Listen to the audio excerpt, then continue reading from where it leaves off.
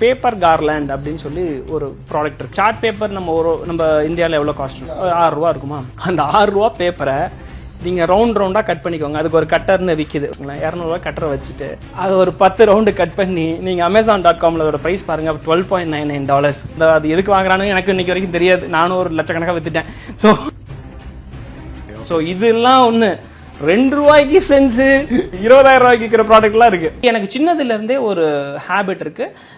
என்னென்ன பண்ணுவேன்னா, ஏதோ ஒரு ப்ராடக்ட்டை பார்த்தோன்னா அந்த ப்ராடக்டோட மேக்கிங் காஸ்ட் என்னங்கிறத கியூரியஸாக இருந்துக்கும். இது எப்படி பண்ணுறாங்க, இது எப்படி செய்கிறாங்கன்றத கியூரியஸாக இருந்துக்கும். அப்படி பார்த்துட்டே இருக்கும்போது அந்த ப்ராடக்டோட ப்ரைஸ் வந்து எனக்கு ரொம்ப அட்ராக்டிவாக தெரிஞ்சுது. லெட்ஸே ஒரு $7,000 8,000 அந்த ப்ராடக்டோட $100 அந்த ப்ராடக்ட்.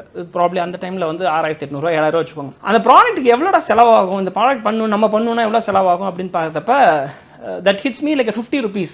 சரி அப்படின்னு சொல்லிட்டு நான் அந்த ஆர்ட்டை வந்து நான் வாங்கி ட்ரை பண்ணலான்னு சொல்லிட்டு I tried it and kept it in my desk. 9 o'clock காலையில் அந்த ஆஃபீஸில் என் டேபிளில் வச்சுட்டு போயிட்டு வந்தோடனே என் கேபினை சுற்றி எல்லாரும் ஒன்று பார்த்துட்டு இருந்தாங்க. எப்படி பண்ண, இது ரொம்ப சூப்பராக இருக்குது அப்படி இப்படின்னானுங்க.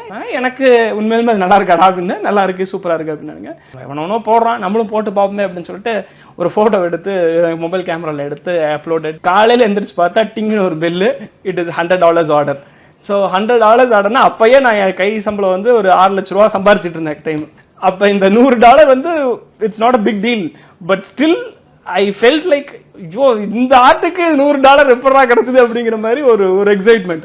அடுத்த நாள் பார்த்தா 2 பில்லு டிங்கு $200 2 ₹10 நோட்டு. அடுத்த நாள் தான் ஒரு எம்ப்ளாயிலேருந்து ஆண்டர்பிரனராக மாறின திங்ஸ் சேஞ்ச். எப்படின்னா, என் கூட பக்கத்தில் ஒருத்தர் இருக்கார், கோகுல் ராஜா புள்ளகுரான்னு சொல்லிட்டு அவர் பேசிக்கலி சென்னை. அவர் ஒரு ஆந்திராக்கார பிள்ளைய கல்யாணம் பண்ணி கூப்பிட்டு வந்திருந்தார். அந்த பொண்ணுக்கு இங்கிலீஷ் தெரியாது. நான் வந்து இவர் இப்படி புலம்பிகிட்டே இருந்தார்னு வச்சுக்கோங்களேன். அப்போ எனக்கு ஒரு டக்குன்னு ஸ்ட்ரைக் ஆச்சு. ஏங்க கோகுல், உங்கள் ஒய்ஃப் சும்மா தானே இருக்காங்க, நான் ஒன்று பண்ணுறேன், உங்கள் ஒய்ஃபுக்கு ஒரு $15 கொடுக்குறேன், நான் ஒரு ஆர்ட் அது எப்படி பண்ணணும்னு சொல்லி கொடுத்துட்றேன், அவங்களுக்கும் வேலை கொடுத்த மாதிரி ஆச்சு, எனக்கும் இதாச்சு அப்படின்னு. நீங்கள் காசே கொடுக்காட்டி பரவாயில்ல பாஸ், அவருக்கு வேலை கொடுத்தா மட்டும் போதும், சும்மா இருந்தால் போதும் அப்படின்னு. எனக்கு வந்து $300 கரெக்டு தானே, அந்த பொண்ணுக்கு $45. ப்ராடக்ட் காஸ்ட்டாக இக்னோர் பண்ணிடலாம், அது ஒரு இக்னோரபிள் மணி தான்.